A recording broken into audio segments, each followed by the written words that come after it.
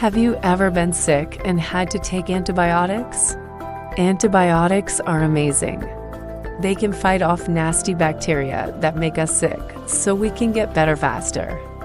But have you ever wondered how the very first antibiotic was discovered? The story of how we found the first antibiotic is a wild one. It's a story of mold, magic, and one very messy lab. So grab your lab coats. It's time to learn about mold magic. It's the year 1942 and World War II is raging. Soldiers are coming back from the battlefields wounded and infected. If they could just be given something to fight off the bacteria, many more could survive. But there aren't any antibiotics available. That is until now. In 1928, a scientist named Alexander Fleming accidentally discovered the first antibiotic, penicillin.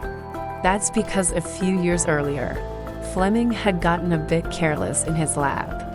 He was working with bacteria that causes the illness tuberculosis, and he left the samples out overnight. When he came back to check on them the next day, he saw something strange. There was a mold growing in one of the samples, and it was killing off all the bacteria around it. Fleming had stumbled upon the first antibiotic totally by accident. But hold on, let's rewind a little bit here. Let's talk about that mold. Mold is everywhere.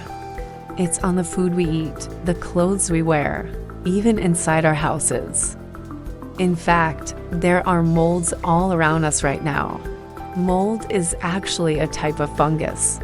Fungi are living things, but they're not plants or animals. They're their own thing.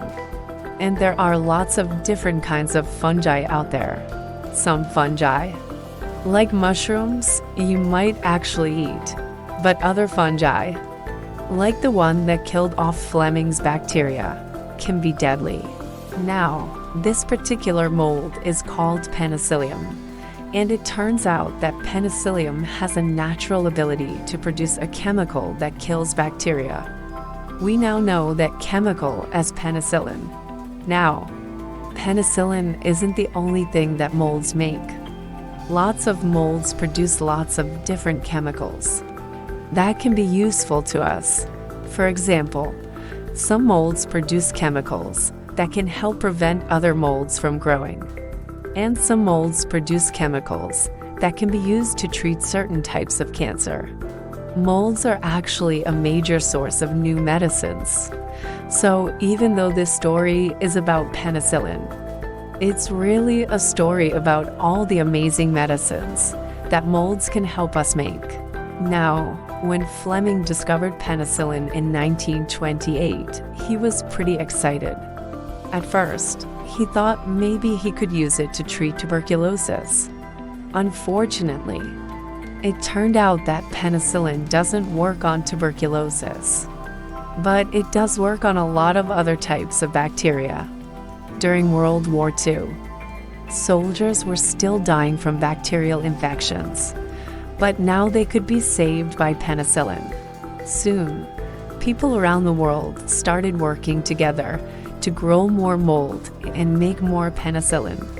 Scientists in the United States, the United Kingdom, and Canada teamed up with pharmaceutical companies to figure out how to mass produce penicillin. Factories were set up to grow huge amounts of mold that would then be turned into medicine. By the end of World War II, penicillin was being produced in vats as big as houses. This meant that many more people could be saved from bacterial infections. But penicillin wasn't the only good thing to come out of Fleming's messy lab. His discovery kicked off an entire field of medicine devoted to fighting bacteria with other bacteria. And it turns out that there are even more antibiotics out there waiting to be discovered. Maybe one day you'll be the one to discover a new antibiotic in your very own moldy lab. You never know. So, what do you think? Is mold magic real? Let us know in the comments below. If you like this science capsule, consider subscribing to our channel. See you in a new video soon.